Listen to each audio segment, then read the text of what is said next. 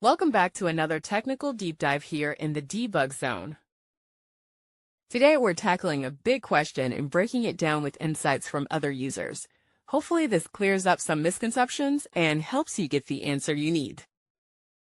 So buckle up, stay a little curious, and let's jump right in.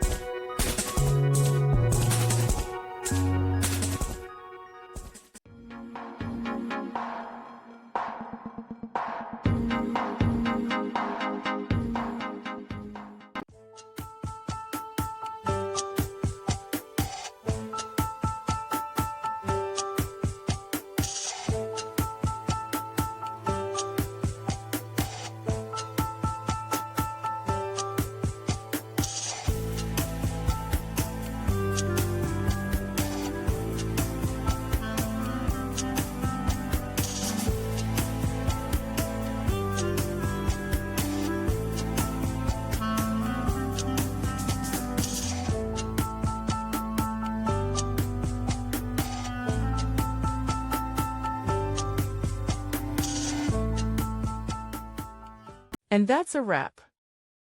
I hope you found the answer you were looking for. If you did, take a second to hit that subscribe button. It really helps out.